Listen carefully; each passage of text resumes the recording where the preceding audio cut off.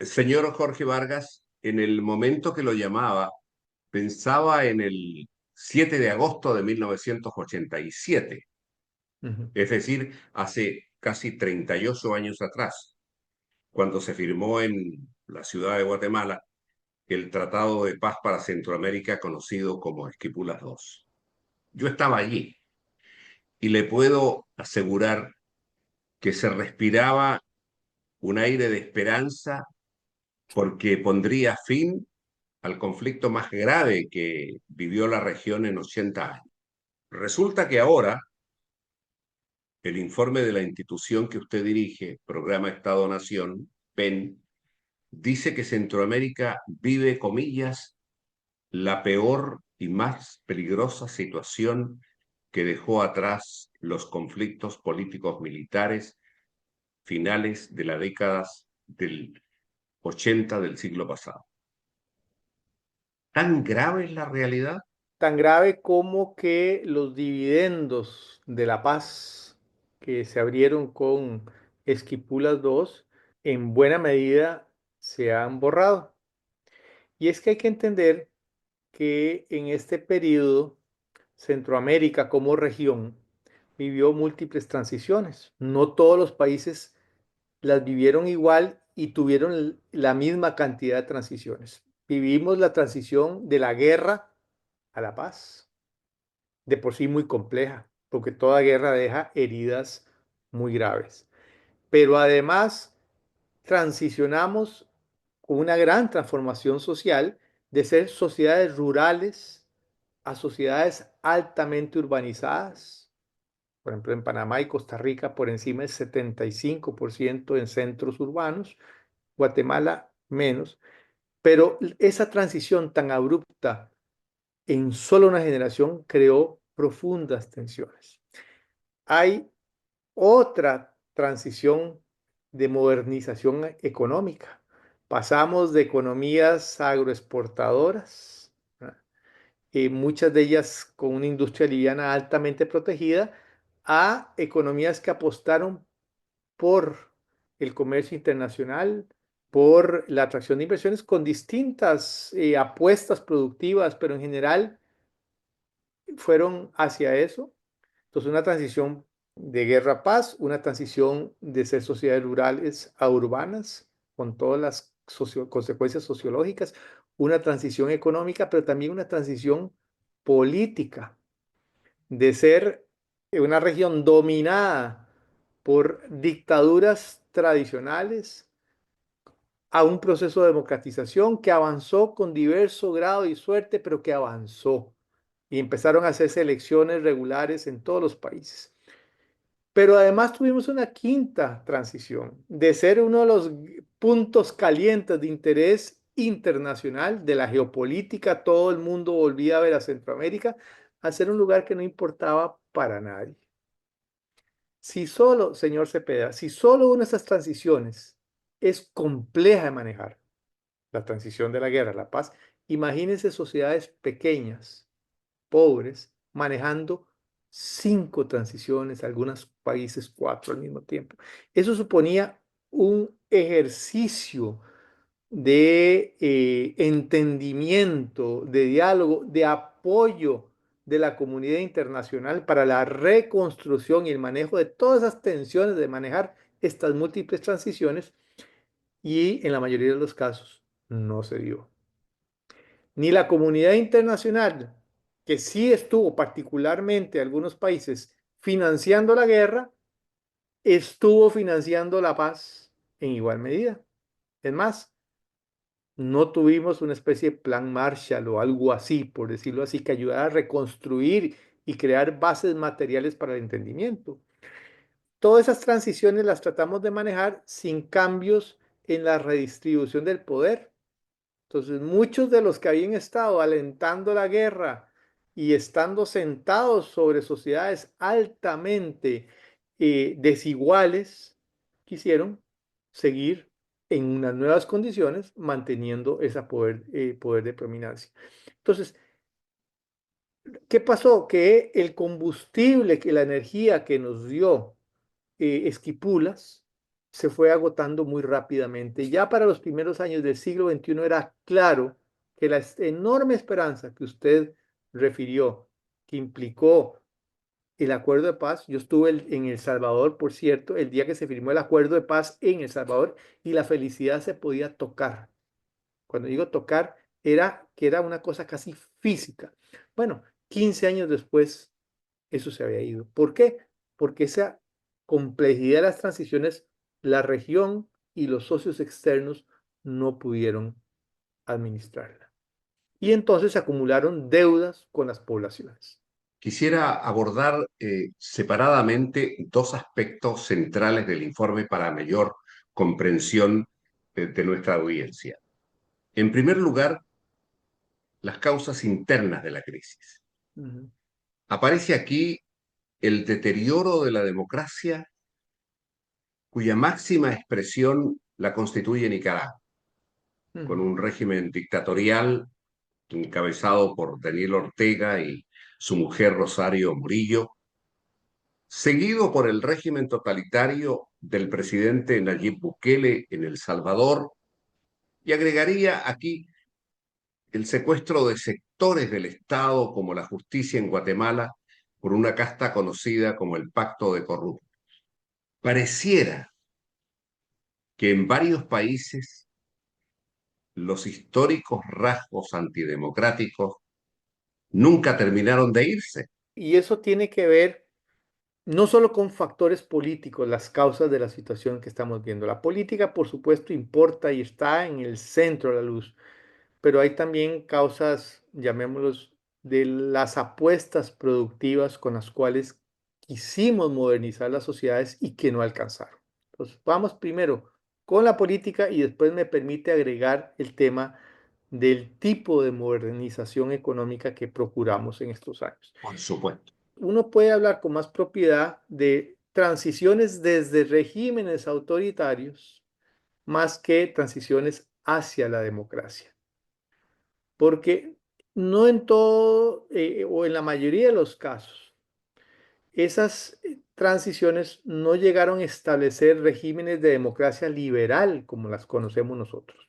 De hecho, en Centroamérica hace 40 años había una única democracia liberal, 40 años después sigue habiendo una sola misma democracia liberal, que es Costa Rica.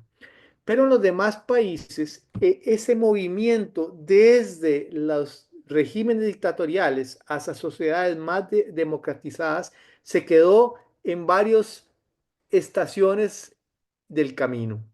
En algunos casos, como el de Panamá, cuya democratización sucede después de una invasión militar, que es la de 1989 en Estados Unidos, llega y se convierte probablemente en lo más parecido a una democracia liberal. En algunas clasificaciones internacionales ponen a Panamá como una semidemocracia o una democracia imperfecta. The Economist o el proyecto Variedades de la Democracia de la Universidad de Lund y la Universidad de Notre Dame en Estados Unidos. En otros casos las transiciones fueron todavía de vuelo más corto, en Honduras o en Guatemala. El combustible, la energía llegó a medio camino, por decirlo así, y heredaron regímenes que tenían, efectivamente, celebraban elecciones regulares, razonablemente libres, pero una forma de gobernar profundamente autoritaria, con toda la impronta de los regímenes anteriores, con gran exclusión social y política de amplios sectores y además con captura del Estado, ¿verdad? Por grupos, diversos grupos del sector empresarial o incluso grupos del crimen organizado. Y hay otras en que el vuelo todavía fue todavía más corta que eso, ¿verdad? El de Nicaragua. Nicaragua, en el mejor de los casos, llegó a tener una especie de autoritarismo competitivo y no logró sostener ni eso. Digamos, y hoy en día Nicaragua está fundamentalmente como estuvo en la época del régimen somocista. El caso más interesante de auge y caída fue el de El Salvador, porque El Salvador tuvo un acuerdo de paz de más largo alcance, pero y es el que parecía que iba a tener esa transición y se estaba acercando de alguna manera a una democracia liberal, pero ha tenido la caída más fuerte. Ahora, ¿por qué pasa eso en la política? Esas transiciones o esos vuelos cortos, insuficientes hacia la democracia. Múltiples causas, pero una es, no se puede jugar a la democracia si uno no redistribuye poder. Porque si no, la democracia queda reducido a un juego de hacer elecciones cada cierto tiempo. Muy importante, pero la ciudadanía no tiene voz y influencia en la conducción de los asuntos públicos. La pretensión de crear democracia y los avances, y que fueron importantes en una región que nunca elegía a un gobierno, era importante elegir gobiernos, pero pronto esa condición necesaria se reveló como profundamente insuficiente para tener democracia, porque para tener democracia, que era la otra parte, la conducción, digamos, participativa, plural de los asuntos públicos, eso nunca llegó. Y lo resumo en esa expresión de que jugamos a la democracia sin redistribuir el poder cuando una precondición o una característica de la democracia es que distribuye el poder. Ahí está una causa. La segunda causa que me permite ampliarla es económica, el tipo de modernización. En la mayoría de los países centroamericanos se generaron apuestas productivas para conectarse en el sistema económico internacional de manera distinta a lo que había sido en la mayor parte del siglo XX. Pero hay que decir que en las sociedades más grandes, en la parte norte de Centroamérica, donde está la mayor parte de la población, en Guatemala, en Honduras, en El Salvador y Nicaragua, fueron apuestas en que lo que se hizo fue modernizar la agroexportación, o sea, hacer un poquito más de lo mismo, tal vez nuevos productos, una industria de maquila, sweatshops, ¿verdad? De una industria liviana de baja productividad que rápidamente no caminó por la competencia del sudeste asiático y China. Fallaron esas apuestas productivas y lo que empezaron esas sociedades es a exportar gente, a ser fuentes de migraciones masivas, a tal punto que hoy en día en varios países de la región las remesas suponen entre el 15 y el 25% del Producto Interno Bruto, ¿verdad? Entonces, fueron apuestas productivas muy cortas, muy estrechas, que no generaron más productividad y empleo. Y si no hay más productividad, no hay más riqueza, y si no hay empleo, no acomoda a poblaciones y las poblaciones se fueron. Entonces, si usted pone junta el tipo de modernización económica y, por decirlo así, con el tipo de modernización política también muy corto, queda usted con un cóctel explosivo. Tan serio como lo anterior es el aumento notable del respaldo de la ciudadanía a la idea de que el gobierno debe acallar las voces de la oposición y al mismo tiempo, comillas, vastos sectores de la ciudadanía están de acuerdo en la reducción de las libertades políticas. Ciertamente, un indicador muy preocupante. La ciudadanía usted la puede ver desde diversas perspectivas. Una es la estrictamente legal, que es, bueno, es una condición jurídica que me da a mí un conjunto de derechos y obligaciones. Y está bien, pero la ciudadanía es más que eso. Es una comunidad de iguales políticos en la teoría que participa activamente en la vida pública, ¿verdad? Movilizando esos derechos y respondiendo a las obligaciones que tiene. Entonces no solo Así vota, es. sino que se interesa, emite posiciones, conversa, delibera, llama a sus representantes, vocea sus preocupaciones, sus demandas, se organiza. En Centroamérica, nosotros habilitamos la ciudadanía legal y efectivamente la ampliamos, incluso con cosas tan básicas, señor Cepeda, como darle cédula de identidad, carnet de identidad a la gente que no tenía. Entonces la gente no sabía quién era, no podía votar porque no podía aprobar. Bueno, eso se logró, generalizar ese estatus legal de ciudadanía. Pero la otra dimensión de la ciudadanía, que es participar en la comunidad política como un igual, usando mis derechos, respondiendo a la obligación, eso no lo trabajamos. promover cierta cultura cívica, sino crear las oportunidades de participación, ¿verdad? Tener las capacidades de encauzar cuando una persona no cumple con sus obligaciones cívicas, cosas básicas como pagar impuestos o cosas que... Y entonces fuimos creando una peligrosa situación en donde intentamos construir democracias sin ciudadanías democráticas, ¿verdad? Así como las élites del poder, muchas de ellas no se reformaron y siguieron aferradas a esos intentos de captura del Estado, lo que usted hablaba en Guatemala, en Honduras, la realidad, lo que pasó en buena medida en El Salvador y que de alguna manera explica el buquelismo de hoy en Nicaragua, ni decir, así como a las élites les costó reformarse políticamente, en ausencia de oportunidades de participación, de programas de educación cívica, tampoco hubo un proceso de socialización ciudadana en las poblaciones. Entonces, si a esto usted le suma sistemas políticos que no estaban respondiendo a las necesidades, porque al final la democracia es a propósito de cumplir una promesa de bienestar, la gente ve el sistema político no me cumple y el sistema económico me empuja a mí o a mi sobrino, a mi tío, a mis primos a migrar para sostener, la gente empezó a tener un fuerte alejamiento con el sistema político.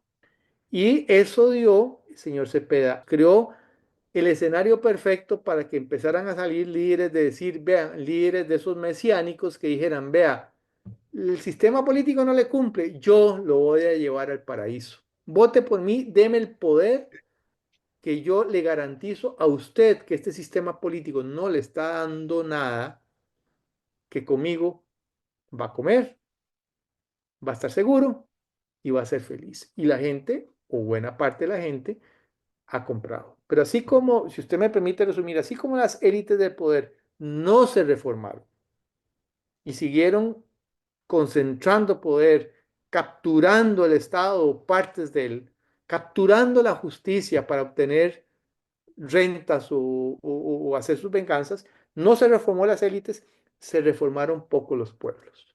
En parte porque no se les dio oportunidad, en parte porque no se promovió ninguna educación cívica masiva y en parte porque el sistema político los fue excluyendo también. Y la gente dijo, entonces, este no me interesa. Y ahí, repito, una de las conclusiones que tenemos esta nueva cosecha de salvadores de la patria, líderes mesiánicos que dicen que saben mejor que nadie lo que esa sociedad necesita y que ellos son los intérpretes de la patria. Pasemos ahora a los factores externos. Ujú, La llegada de Donald Trump a la presidencia de los Estados Unidos en realidad es la llegada de la política antimigratoria que deteriora, entre otras cosas, los ingresos de los sectores más pobres de la población de Centroamérica.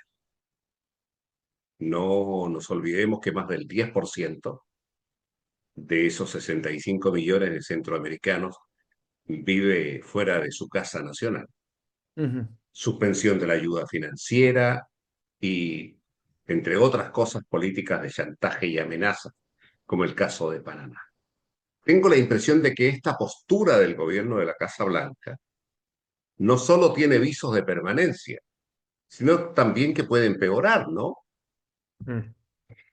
Tal vez déjeme dar un paso atrás y explicarle Sí, a la audiencia de ustedes Centroamérica, para entender este juego internacional y la posición de Estados Unidos. Centroamérica es una pequeñísima región en el mundo. Sumados todos los países, tienen una extensión territorial como la de España. Toda su población es, si quitamos a República Dominicana, que es una parte insular, estamos hablando de un país europeo de tamaño un poquito más pequeño que Francia. Y el tamaño de su economía, todas sumadas el 10% de la economía de California. Es una región muy pequeñita, pero tiene una enorme importancia geopolítica desde el siglo XVI, cuando Europa pone un pie en el Nuevo Mundo.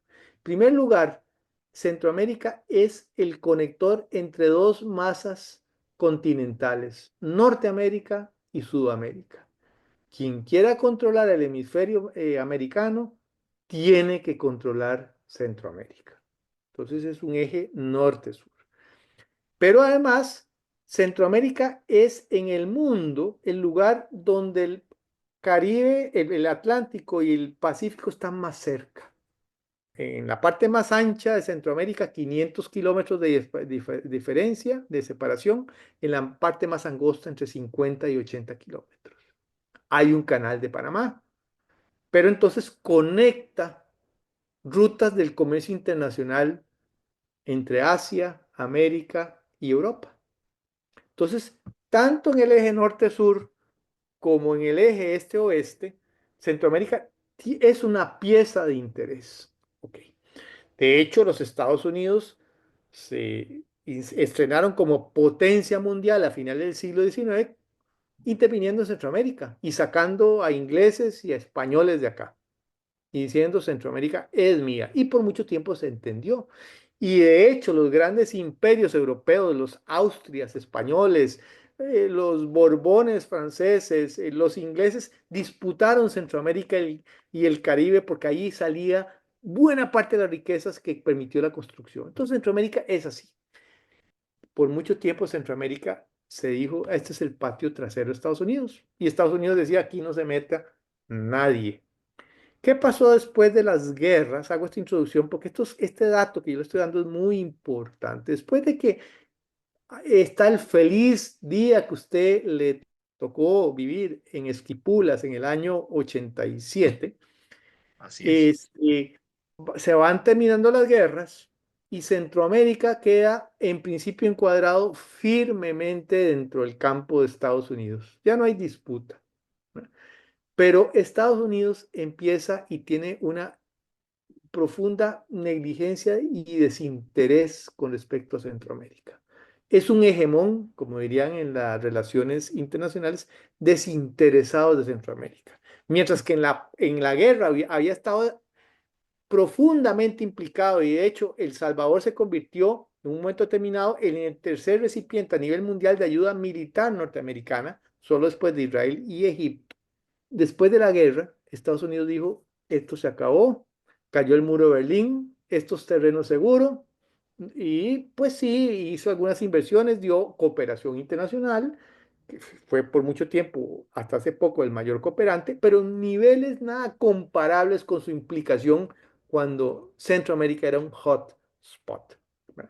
Entonces, estamos encuadrados dentro de la MIRI, dentro del campo de Estados Unidos, pero Estados Unidos empezó a ver otras partes. Y por 30 años, Centroamérica no le interesó a Estados Unidos más que para parar la migración, the war on drugs, la guerra contra las drogas, para parar los flujos de droga hacia el mercado norteamericano o para parar la migración. Pero Centroamérica no interesaba. Desarrollo de Centroamérica, bueno, un tratado de libre comercio y aprovechenlo. Y para sumar el problema, los mexicanos, que eran nuestros hermanos mayores, ¿verdad? A partir del año 94, con la suscripción del acuerdo de libre comercio con Estados Unidos y Canadá, dicen, a mí ya Centroamérica no me interesa y el sur no me interesa, ahora somos parte de América del Norte y nuestra apuesta fundamental es Estados Unidos. Entonces, en el mejor de los momentos, en el más delicado, cuando Centroamérica necesitaba de reconstruirse nuestra potencia hegemónica, básicamente se desinteresa de Centroamérica, le interesa solo en cuanto a los asuntos que a ella le conviene, droga, migración y asegurar que no haya barreras comerciales y punto. Todo el tema de la reconstrucción y la modernización, los Estados Unidos dijeron eso no nos interesa. Y eso fue lo mismo con administraciones demócratas o republicanas.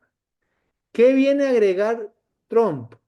Trump agrega dos fenómenos.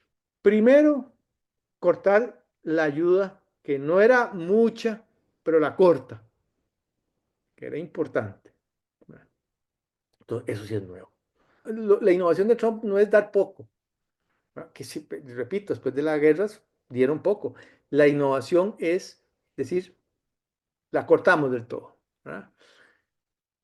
Y la segunda innovación era la democracia ya no nos interesa y los derechos humanos no nos interesan. Entonces, en los 30 años anteriores, al menos retóricamente, los gobiernos norteamericanos estaban a favor de la democracia, los derechos humanos y favorecían la democratización de los sistemas políticos. Ahora tenemos un gobierno que dice abiertamente eso, la verdad es que no nos interesa. Entonces ha creado un incentivo para desdemocratizarse aún más porque los aspirantes autócratas o los autócratas saben que Estados Unidos no los va a parar en nombre de la democracia y los derechos humanos.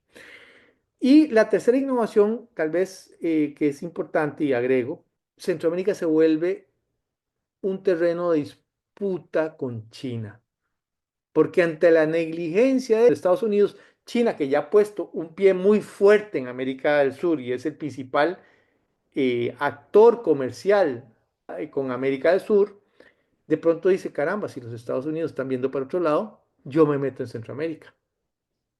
Y ahí es donde ahora sí hay una reacción fuerte y violenta que empieza con Biden y que Trump profundiza. La fragilidad de las naciones centroamericanas debería ser con seguridad el mejor argumento para poner todos los esfuerzos en el proceso de integración regional para afrontar conjuntamente los desafíos políticos, sociales, económicos, medioambientales, de seguridad, entre otros. Sin embargo, todo indica que como nunca la integración vive en los discursos, pero está totalmente ausente en la realidad. ¿Por qué? Bueno, el por qué tiene que ver con que Centroamérica en estos momentos es un verdadero zoológico político. Tenemos desde una democracia liberal, con sus propios problemas, regímenes, semidemocracias, democracias imperfectas, regímenes híbridos y tenemos dictaduras. Todo un espacio así chiquitico. Agregamos a Belice, que no hemos hablado, que además tiene un régimen parlamentario porque es parte de la Commonwealth inglesa. La literatura internacional, Juan, dice que las democracias se llevan bien con las democracias, pero que las democracias y las no democracias tienen profundos problemas en su relacionamiento, sobre todo en la parte de establecer acciones conjuntas. Entonces, imagínense en ese zoológico donde hay de todo, cómo se comunican estos países que tienen sistemas políticos tan distintos. Entonces, una de las raíces del problema es que en la Europa Occidental los países son democráticos, se pelean, pero hay valores e instituciones compartidas. En Centroamérica no. ¿Cómo hace usted cooperación e integración cuando lo que tiene usted es desde un autócrata como Daniel Ortega, que es la versión tropical de Corea del Norte, vecina de una democracia liberal parecida a lo que puede ser España, Francia? O sea, ¿cómo hace usted cooperación diaria? Entonces, ahí está la causa, a mi juicio. Esa diversidad política conspira contra la integración y más bien incentiva el conflicto y la turbulencia.